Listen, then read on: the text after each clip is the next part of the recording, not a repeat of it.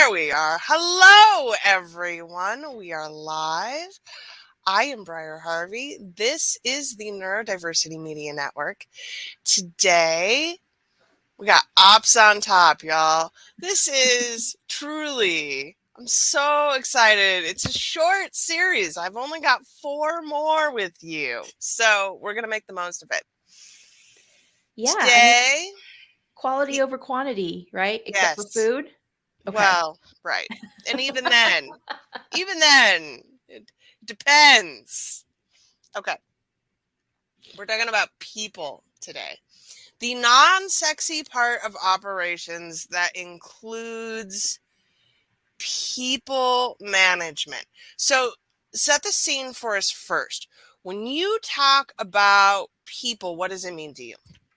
Yeah, ultimately it's exactly what I mean. Like the people that are supporting the business. People who are at the end of the day humans who are emotional, multifaceted human beings that have ultimately good intentions, and we want to be able to honor them, capture what they need to thrive, not just survive, and then ultimately build systems that allow them to, as the title of this episode is called, tag teaming, playing together so that your business runs, so that money making is easier, so that there's no balls, drops, and batons are passed well. And also so that work is done effectively and efficiently, because productivity means nothing if quality of life is not honored or the work quality is high. So let's start from the top. How do we make things operationally people centric? Okay, this is going to sound like such a cop out answer, but it's so overlooked. Honestly, it is. The first thing we literally do is you have to switch that perspective. If you prioritize profit over people, or something else, like another P word we use a lot is presence, like your marketing operations. Like if you prioritize your marketing over your people, nothing is ever going to work, because at the end of the day, your business isn't built on only automations or robots. You need the people there with that nuanced human touch that makes a business really successful. So the first step you have to do is just like you switch that mindset. How do I create a people first and pleasure filled work environment? So that's like I said, it's boring. And the reason why I say this is because most people don't think about it. They think about their operations as like, oh, here's a system, here's a thing, here's an app, and it all gets tied together. And it neglects the most important part. So, first, create that awareness for yourself. And then, second, really quickly, second, talk to your team. And we can talk about Oh, this a lot more. well, no. That involves talking to people, Veronica. We don't do that around here.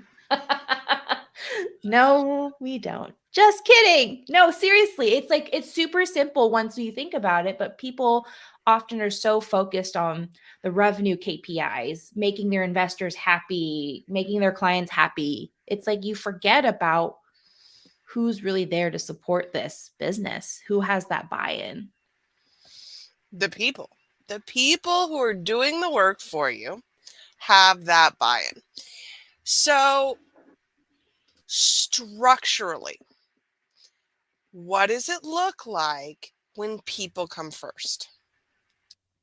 Structurally, when it looks like, okay, the best example I can give you is, you know how people are like, "Oh, my business is my baby." I don't want your business to be like a baby where you have to like wonder if it's going to live to the next day, or if you have to like manage it and take care of it. You want your business to actually be a resourceful, functioning adult. And how that structure looks like is a little bit different for everybody. But that's why I'm like, how do you turn your business from being something you have to do this all the time, micromanaging, being doubtful, to I have immense trust. So good operations allows management, CEOs, C suites, whatever, investors to trust that the team, the business can run on its own, like an adult. And I think you've nailed the issue here. It's about trust. I don't trust that anyone is going to love my business the way that I love my business, because why would they?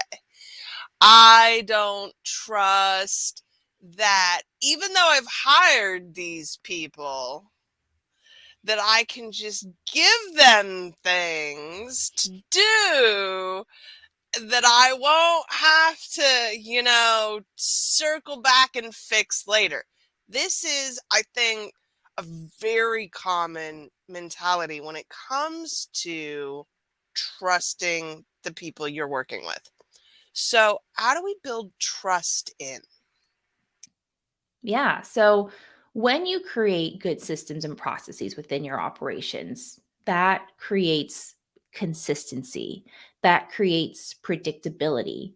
So as an aside, when people are often are often told you need to hire, right? You need to delegate work that you shouldn't be doing. You're the CEO, you shouldn't be working with the clients. Whatever the narrative that fits with your industry or what your business mentors have told you. And it's like, yeah, your business may be ready to hire, or rather, you may be ready to hire, but is your business? So we're going to switch that around. So like you may be so excited to like delegate things off your plate, hire an assistant, hire a marketing coordinator so that they can take care of your social media or whatever. But it's just like if your business is not ready to hire, if you don't have the set expectations in place for them to execute, you're never going to be able to trust them. So that means that you have to do the work. This is where that whole kind of slow down to speed up mentality comes. Like, imagine if you hired somebody to manage your clients, right? A client success manager. It's like, well, how would they know what that looks like aside from their experience that they're coming in with, but ultimately you have a set way that you want something done. How do you transfer this knowledge other than institutional knowledge to your business, to your team members? And so that's why I'm like, good systems create good company culture, good operations creates good communication, and ultimately good operations creates this amazing collaboration between people that allows them to be resourceful without constantly going back and like saying it's the Ask Briar show when they don't know something. Right. And we get there, good operations, through documentation, because I can't trust what I don't know, what I can't That's true. see. That's the most basic thing, is to document. And if you want to elevate that a little bit, so yes, step one, document your brain, right? Get it out of your brain into something else that could be like a business brain. Your knowledge base is what we like to call it, your business wiki, something. It's a start. Then the second step is to, if you know that this is going to be something that you want to have somebody else take care of, now we begin to ask those important questions that often get overlooked, like, hey, I want you to be doing this, but is this in your zone of excellence at minimum? Because good teamwork, yes, people are willing to bend over backwards for you if they believe in your mission. I've seen it. I have team members that I'm just like, why are you still with me? They're like, we believe in what Business Laid Bare does. We're here. Yes, it's not always fun all the time. And sometimes like revenue sucks because of we're responding to whatever it is we're responding to in the world. But it's just like at the end of the day, we know that this too shall pass and we're here with you. And it's just like, how did I get so lucky? And they're like, well, because you care about us as people. You asked us, what is it that we love to do? And you asked for consent. Like, if there is something that we might not know how to do, don't want to do, It's like you still ask us because we know that if we don't do it, you will. So it's not like you're above it. So ultimately, it's about like understanding what people care about, what your team members value, what are their core values? Does it align with your core values and your business's core values? What are their zones of genius? When I talk about zone of genius versus zone of excellence, like zone of excellence to me is like you're good at something, you're really, really good at it, but you don't really love it. You're just really good at it because you're just good at it. Zone of genius, and correct me if I'm wrong, it's almost like time doesn't exist. Like, how did 3 hours suddenly go by, but yet you didn't feel like you did work at all? And it rejuvenates you more than it depletes you. And it feels like it's second nature. And I think this is particularly difficult when you are neurodivergent because a lot of us are good at a lot of things. We hyper focus, we learn the thing until we can do the thing, but that doesn't mean that we love the thing. And I look at the trajectory of my business as, I mean, there were a lot of things I did that I was really good at, and it took me to here to figure out what it is I actually loved. So, when we are building a business that centers people and puts them into their zone of genius, what do we do with the stuff that isn't in someone's zone of genius? Should we hire out? Should we distribute the task? Talk me through how that works a little bit. Yeah. And there's no like cut and dry answer. And the reason why this is so important in terms of talking about people's zones of genius is I come from a background, I'm Chinese, where it was hammered into me to improve my weaknesses. But I am more like, why don't we cultivate and make better your strengths? So, with that in mind, when it comes to then something that's not as pleasurable, we have a conversation. Gosh, this is like that's like my answer for everything is to have a conversation. Like say, like Michaela and I, my amazing operations manager, like she helps out with content creation, right? But she likes it and she's great at it. But we know that right now we're setting up a process. We know that we don't like it. It's not our where we should be. Yes, creating content is where we should be, but like social media stuff, that can be delegated to somebody else. We've both agreed upon that. But right now we're setting the standards. Like she just created this massive process map and then turn that process map into repeatable tasks because we set the standards on what we would like for when we do find that social media person to come in. And because she created that amazing process map of like what happens and then what, and how do we tie this into, okay, if I have this blog post task in our project management app called ClickUp, we love ClickUp. We have like a custom field that says, is there like a social media content created with it? Because she did some research and was like, there should be all these social media content, bite-sized pieces supporting this content. So she's like, okay, here's what we should do. Here is a task template that gets duplicated every time it's created. So she doesn't have to manually add them in. And it makes our work easier. It makes our job easier. It makes her dislike it a little bit less because there's process and she can like zoom through it because we have templates in Canva, everything to make the work palatable at minimum. I mean, like I said, business is not all fun and sunshine. Like, we still do things to make it work because we know the end goal. So for us, we had the conversation of keeping it in-house so that we can tighten this process up from A to Z. And then when we're ready to delegate it and bring somebody else on, we know what their job description is going to look like. They already have systems and processes so that they don't have to go from negative to like baseline. Like they can just hit the ground running. So I don't know if that even answered anything, but I'm just It like using does. And anecdotal lessons. to follow on that train, they also have ownership. Because if I Yeah. come in where a system already exists and it's been handed to me with the acknowledgement of this is what we have so far, learn it and then run with it, I have the ability to say, this works here, but I'd like to switch this over here and see how that goes. And then I've been able to claim this thing as my own, which is, I think, essential for getting buy-in from Yeah. people new in an organization. Ownership is everything. When people show up to an organization, and I'm particularly talking about small and micro businesses like the ones we have, when they care and when they're just not here to just get only a paycheck, there is just this different vibe, this energy that shows up. And it's really hard to explain until you've experienced it because they're more proactive.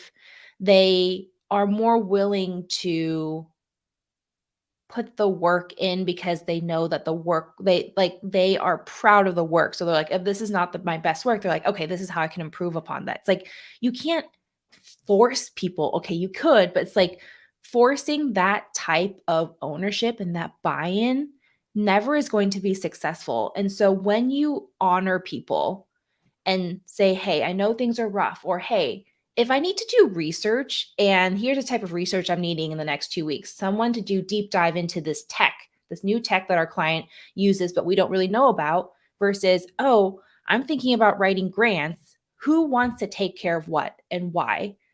Terry's like, I'm all in the tech. I love deep diving into tech. Michaela's like, I want to do the grants. It's like, okay, I gave them an option. I'm like, it has to be done. And I'm like, okay, but then what can I help with?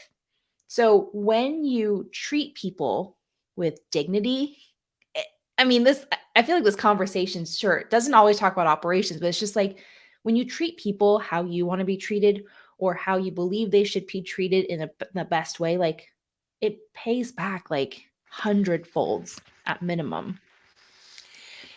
And you say it's not operationally related, and I argue that it completely is. Because if you don't have Fair. procedures for how you treat people, if there isn't an institutionalized culture, then this stuff isn't just standard. And you take it for granted in your business because you have deliberately constructed it this way. You should come and listen to me and Faith talk about business culture when it's not done right, right? So I think that centering people in your operations allows you to build something with longevity. Yes, Okay. absolutely. Because if we're going to create something that matters, it's not just going to be like a quick viral moment. It requires like a sustainable way to see that result happen, but also a sustainable input into making that happen. Because if you burn out, then that means that we didn't do a good job honoring the people's needs to succeed. And I don't get it right 100% of the time. I have burned out myself in the past, but I would say with this iteration of my business that I restarted in the beginning of 2020, like when the going gets tough, it's not the same feeling because I'm just like, oh, I've centered the systems. I've created the support I need from my business, from my team members to allow me to continue to persevere. Like resilience, is a good and bad thing sometimes, but it's just like I believe in this business so much. I'm going to do whatever it takes to succeed in a way that aligns with my core values and to be able to share that with team members. Like one day Michaela was like, I was updating some things in ClickUp, and if you are in the same task and the same description with different people, I'm like, Michaela, what are you doing? And she's like, "Oh, I just wanted to get this done because I know that it's going to make your day so much easier tomorrow." And my day was kind of off because like I don't micromanage my team members' time. I'm like, "You can." I'm like, "I don't care if you do pot whatever. It's like if you have to chat with the client, just be professional." be yourself, be professional, the type that BLB expects, and get your job done whenever. So like some people are like night owls, so I don't expect them to work like a 9 to 5 unless we really need to like meet.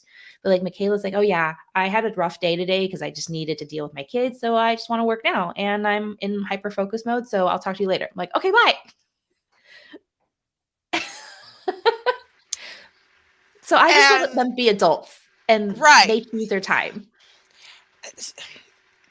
This is, I think, part of culture is believing that the people that we are paying money to are going to show up in the way that we want them to. What do we do to build this when it hasn't existed before? When it hasn't existed before, the easiest thing, because when you start out in a business, in any venture, oftentimes it's like the me, or if you have a co-founder. And then when you start to bring in team members, that's when it moves into the we. So the whole transition from me to we to eventually they isn't always easy. But the easiest thing that you can do is, we talked about this, documenting and creating processes, but build yourself like a roadmap of where you intend the business to go. Because if you have no goal, and even I'm not saying like 10 years down the line, maybe even like yearly milestones, if you want to think of it that way, this then allows you to work back to say, okay, to get from like here to this first milestone, what do I need?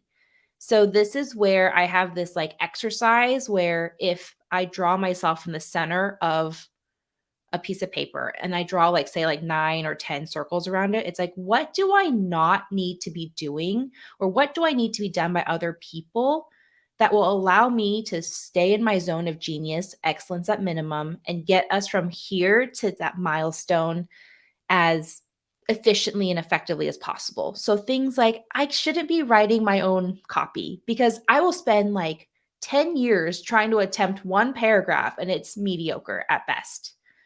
So that's a waste of my time. So I wrote copywriting. I also said calendar management because sometimes I'm moving so fast that like I'm just like, I put something on the calendar for a meeting, but then like a meeting link didn't get added because I was busy working with the client. We've since solved that.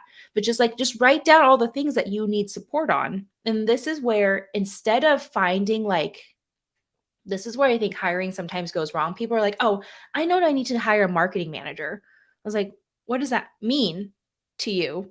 I don't know. It's just, people are telling me I need a marketing manager. I'm like, great. So then when you actually write down the tasks, so instead of hiring for a role, you're hiring for a group of tasks, you're creating your own job description, your own unicorn or your own perfect team member that you're like, oh, I need this person, I don't know what their title is, to do this, and that. And therefore you're setting good boundaries, right? And yes, a job description and responsibilities can change, but at least that's what you know you're going to be hiring for. So before you can even get to hiring, you need to know yourself. What does your dream team look like? And I think that's key in small and micro businesses because otherwise you're going to attempt to hire someone based on title and not specifically. This is something I have heard Dusty complain about so many times. So our friend Dusty Arab is a fractional marketing chief marketing officer. She does this fractionally. She gets hired by companies to come in and be the chief marketer in charge. Only how many of them actually know what that means, right? Very few of them.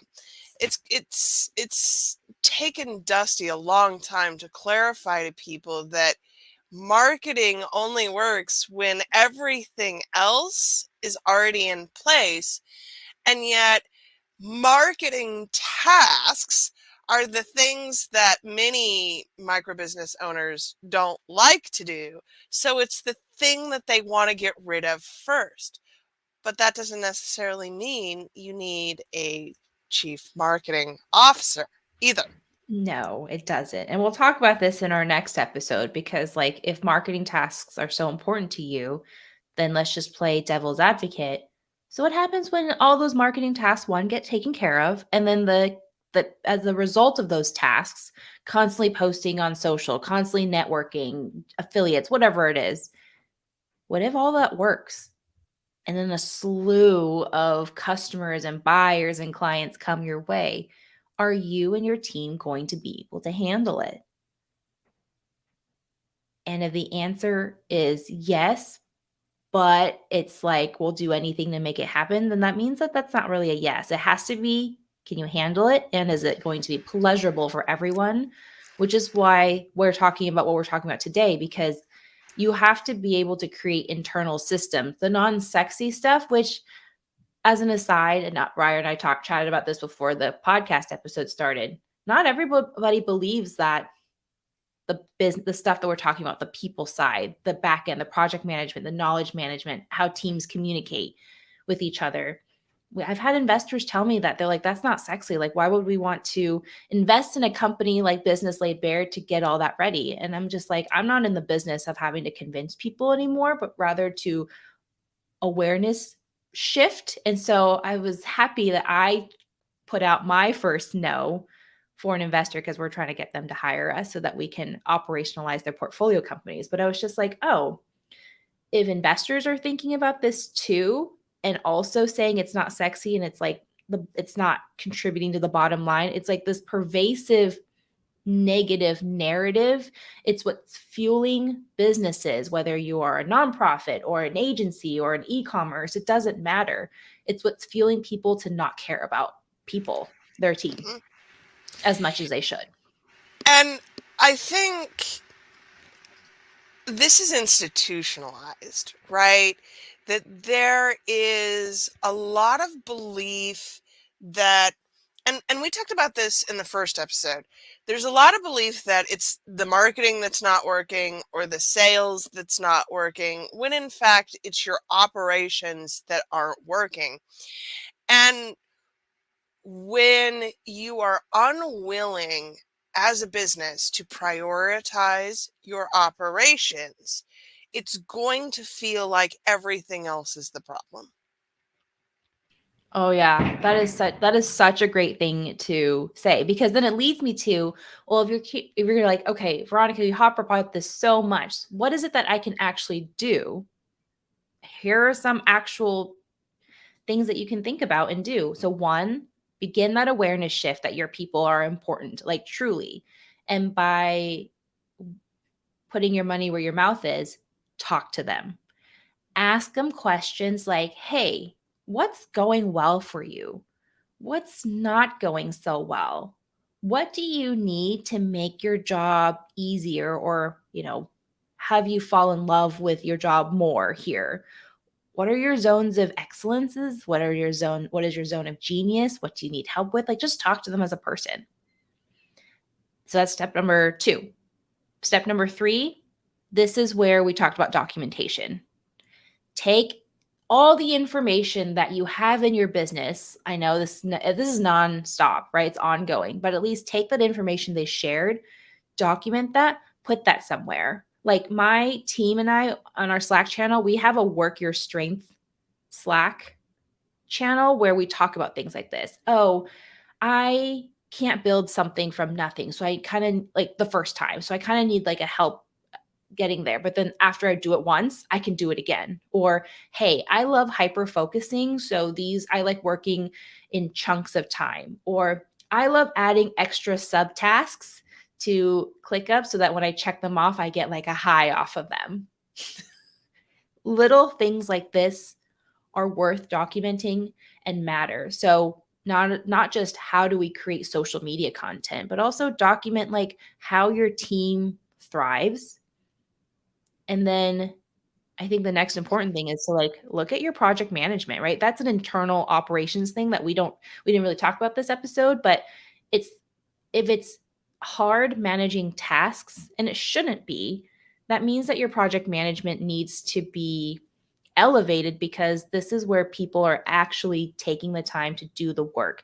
This needs to be tracked somehow so that it ties into your larger projects, your marketing campaigns, so that your project management is kind of like your command center where you know exactly who's overburdened, who's not being utilized as well, who's just sitting there like hanging out. What marketing campaigns are happening at this very moment in prep for like your big launch event in quarter 3 or something. So those are like the things that I think about when it comes to internal operations or your people. There's some more, but I thought I'd stop there. And I think what's key here is understanding how your people lead to profits, right? So we've reversed the order. You no longer are prioritizing your profits, you're prioritizing your people. But how does knowing my people and knowing their strengths equal profits? Yeah. So when you're able to trust that your team has got you, you as the salesperson or your sales team can boldly go out and sell, knowing that you don't have to constantly look back going, can we handle it? Are we on like this rickety like stilt?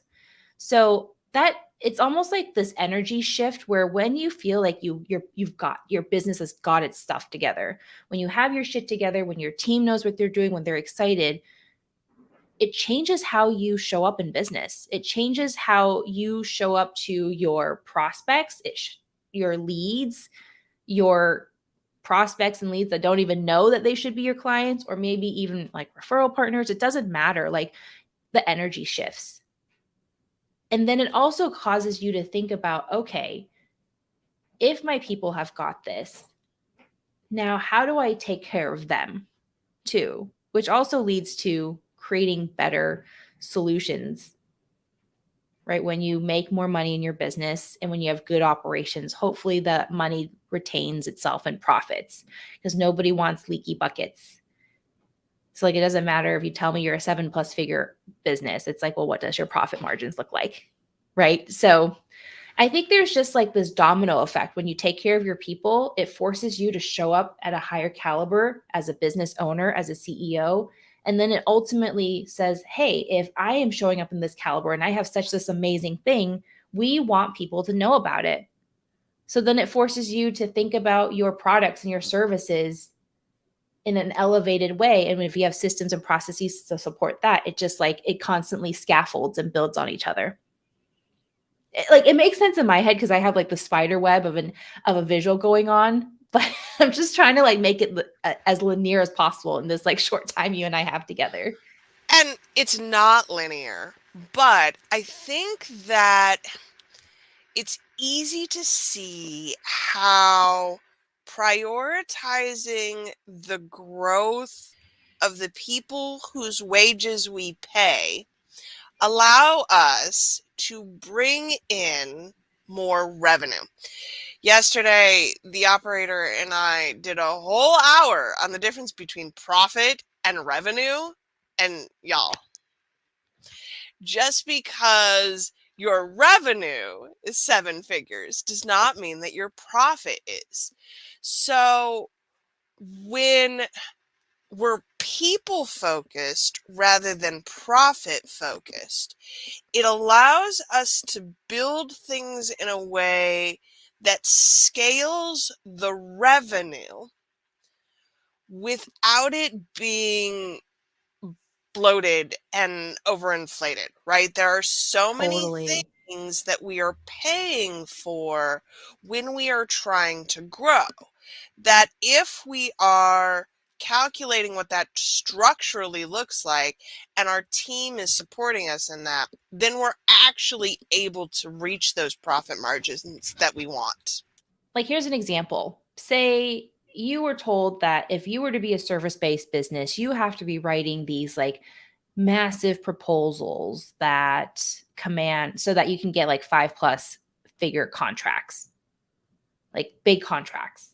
And you spend 6 hours writing each proposal. These are stories that we have had to hear and also fix for our clients. So if you're wasting 6 hours and there's 20 proposals to write, that means that it's not you as the person are not experiencing the need and the support that you need to be able to thrive in that internal operations side, right? You are considered in the people as well. And then it also then domino effects into your clients who are also people, because when I talk about people, it's like who are all the people that experience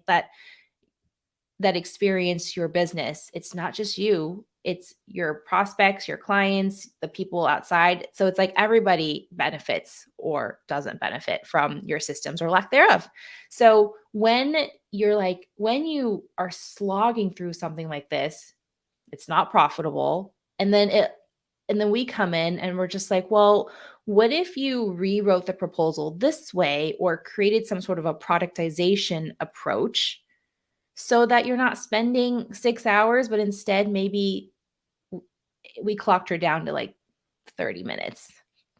So I'm just like, from 6 hours to 30 minutes, that's a pretty big win, which then because then we were able to minimize what her scope of work was, and that then her team didn't have to like be everywhere all at once. So that's how it led to higher profits for them, was because we analyzed what was not going well, what was her zone of genius, what was their team's zone of genius, and we rejigged the offer so that they are now making more money than ever with ease, and not her regretting or like regrettably sitting there on hour 12 going, second proposal out of 20, done. And that benefits me as a customer or a client too.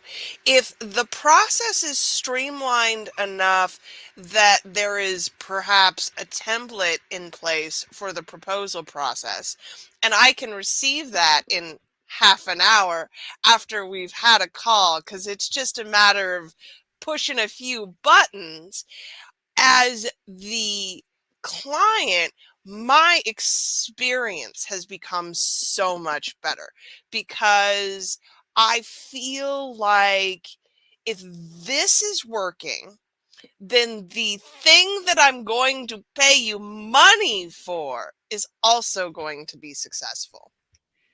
And your team ultimately is like, okay, we're ready to take on whatever it is that comes our way. Right? So if you've like not productized your services and framework your services, it doesn't benefit your team members at the end, because now they're probably like trying to juggle all these balls at once. And who knows if the balls that they drop inevitably are going to be glass or plastic, what's going to shatter and what's going to really hurt the client experience. And so that's why we're like, if you focus on your internal operations first, get your team working together like an actual team, instead of like in basketball where they're like, oh, you have to work together as a team, not like 5 individual players. It's true, because that affects everything else, from how you proactively plan to how you react to things that just come from left field.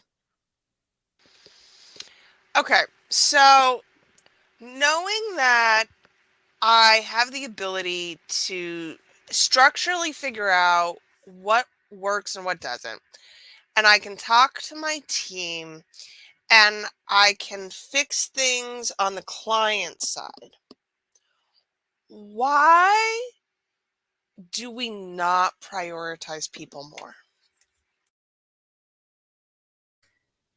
I feel like I've talked about this a lot, right? Like and the reason why I'm saying this is because I'm interested in hearing your answer.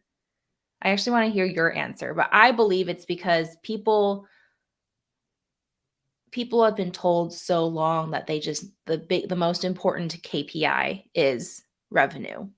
And it is important, right? Revenue is important. That's how the lights get kept on. But at what cost to the people supporting you? And this is where, if you have bad operations, this is where that whole like retaining talent conversation comes in. If you don't have good operations, you're just allowing amazing people who would probably be so helpful to your business leave for better things, because their needs are being taken care of. They're not working 12-hour days unless they choose to and are inspired to.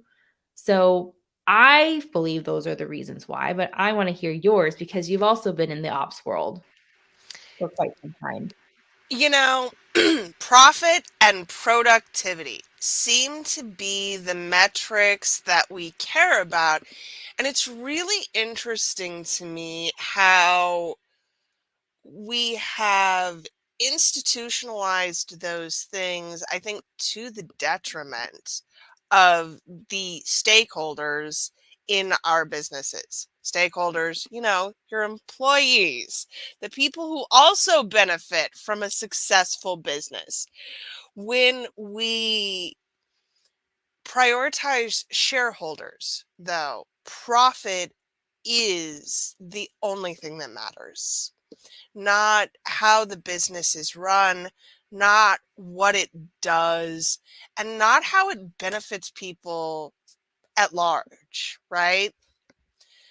So I think that we have a lot of growth to do here. So much growth. And growth is a great thing because growth means that you're willing to evolve. And if you're here to build something bigger than yourself, how do you actually want to look back on your legacy and this business that you've built? Am I the type of person that cared about team members and treated them like people, made it easy so that if someone miscarried their baby, like we've had so many of these stories that clients share with us, like, thank you for creating these systems and processes for us and helping us do so because I didn't have to choose between baby and business, right? And that's just part of being human, is the human experience. And so that's why we're like so gung-ho about bringing humanity, injecting and prioritizing humanity into your operations, because operations, like you said, has been tied to productivity, which then to me, I'm like thinking like assembly line all of a sudden. Like, you're just here, make all these widgets, get the thing done, goodbye, we'll see you tomorrow. Like, I don't want you to just be another gear in my business, because that's not how I believe life should be lived and experienced. I want you to be family. Like, we don't want to work with clients unless we want to invite them over to my house, kind of thing. So it's like, I don't want to work with team members that I don't want to consider as family, because that's how important they are to me. And we've And missed that. not in that toxic, we're a family way. No. Okay, No. there's that too, but the best sense of the word family. Mhm. Yeah, people who you actually care about and whose material lives and the things that go on in their lives affect yours. I think there's really, so I've got a show coming up next month with Joa Ahern Saran. We're going to call it Fix Work. One of the things that we are looking at is that right now we spend approximately 6 to 9 months of wages to train each new employee that comes into a business. And yet, the average employee retention rate is 10 weeks. So we're paying a lot of money to train people that come in and go, oh no, I can't stay here. Sorry, I'm leaving, y'all. Well, do you want me to add another stat to this? Yes, I A do.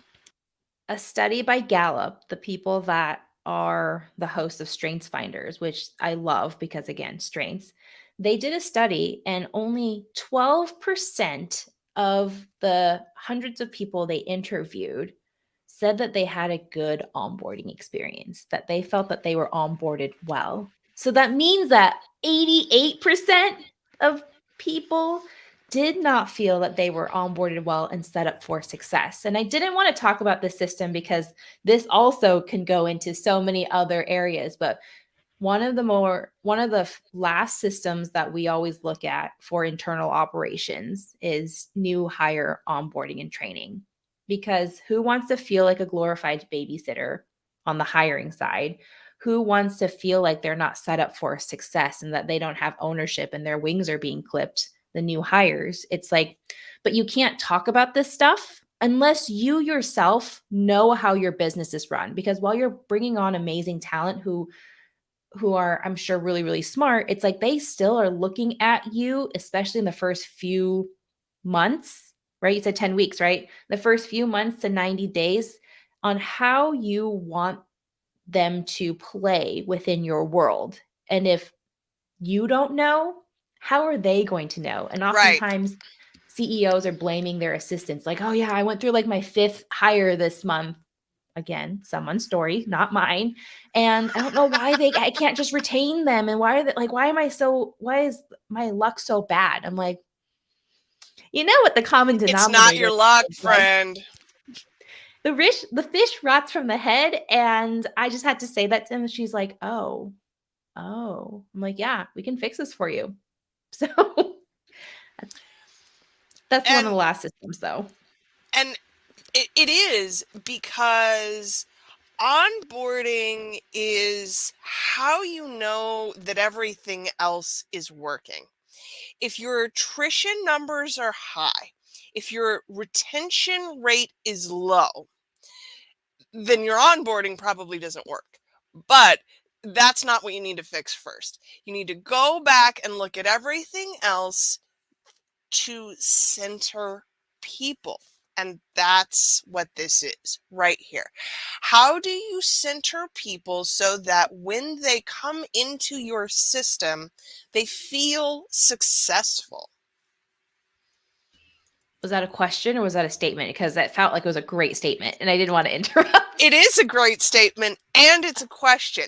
How do you center people in your system so that they feel successful? You begin by talking with them, Again, not we to don't them. do that here, Veronica. I'm sorry, I don't do things like normal people. You talk to them because who am I to make an assumption as to what your life experience or lived experience is like? Just tell me. It's so much easier for me instead of guessing and playing 20 questions, just say, "Hey, how is it how is it easy? How what's the easiest way for you to manage all of these tasks I'm giving you?"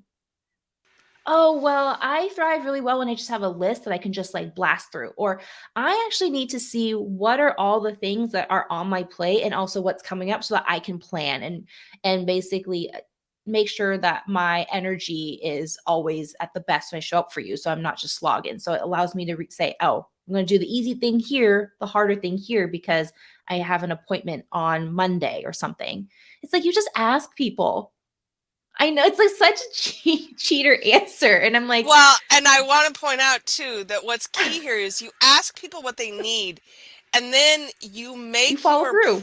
you follow through, and that is frequently in your project management system.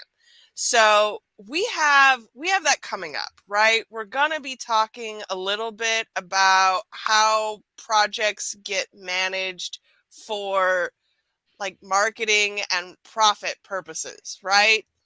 We absolutely like, hey, that's another reason to slot another episode in. Let's just make an episode about that. We can jam on project management and how a people first and pleasure filled approach wins for everybody. Because when people are like, oh, I hate this app or I hate that app, and then I'm like, the It's moment we not set it up for about the them, app. I It's know. really not the app. And I'm like, well, based on what you said, here's what I think a solution could be. And the moment they look at it, they're like, you just took my brain and made it visual, like that I can actually see and I'm not just seeing up here. And I'm like, yeah, well, because I asked you questions. I talked to you. And we talk, and we also know what we're listening for because we do this day in and day out. And so when you care about people and you truly, because there's nothing worse than talking to somebody and asking them how they feel and then ignoring it and just going on as if you never had that conversation, Right. right? Because that can happen too. So if you're Hmm. going to talk to people, you got to commit. You got to commit and hear all the good things and not so good things that come your way and be open to change. And that's how a people first and pleasure filled approach and operation begins and sets the tone for everything else you do afterwards. That's it. That's all I got today. I don't think we could have wrapped that up with a bow any nicer than that. So, y'all, if you need help with your operations, businesslaidbare.com. Veronica has productized this in a number of ways so you can DIY it. She's got school for you or your ops manager. She can help you do it with her it's like an accelerator, right?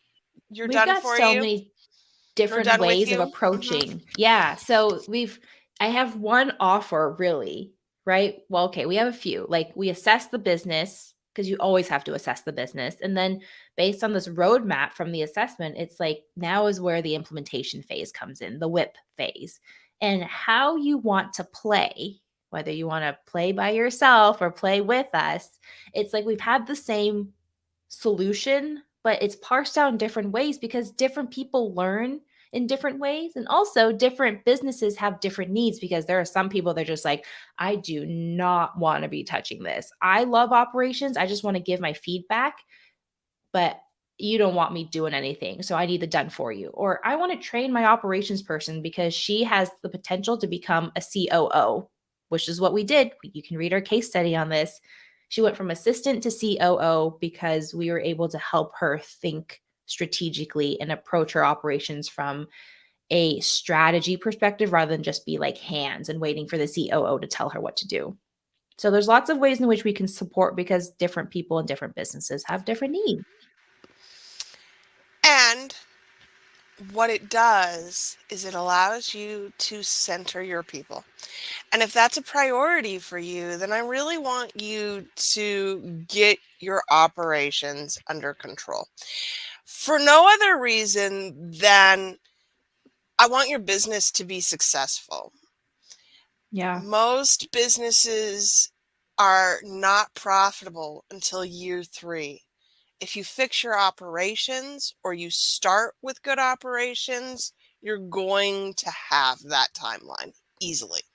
Yeah, and a lot of people, and we'll end after this, are saying things like you can't work on your operations until you get some clients or get some data in from your marketing. It's like actually you can. You can decide how you want to show up, Hmm. which will then influence how you market and how you make money. So that is my blue ocean strategy on operations because just by you showing up in your business, you're operating, you're working, you're doing something. That is data. Because if you're going to work with someone that says you cannot scale like a service based business and you have to like sell some sort of product or coaching, it's like you I can. really And encourage you to leave those people and coaches behind in the dust. There is no one right way to do any business. I, So my, let it go. a coach told that to me. A pretty well known coach in the online business world has I told believe that it. to me. So I believe it. we can help you scale a service based business because we've done so ourselves. And it begins with operations, people first, and pleasure filled. All right, y'all. That's it. We will be back next time. I'm not sure what we're talking about now. We have to discuss whether or not this project management has to be slotted in here somehow. It'll be And fun. then we'll have to come up with a lovely punny and sexual title because obviously that's like half of the joy of this series here, right? What like delegation, domination? Oh, you've already done it. See, it's going on the list. It's going on the list. All right, y'all. If you have benefited from this particular joyous exploration into operations, you should come and subscribe to the Neurodiversity Media Network. You can find us at neurodiversitymedianetwork.com. We are currently 100% listener supported. So if you can help us fund our own operations, that would be very helpful. Thank you. We will leave links in the chat and we will see you next time for what did you say? It was so good.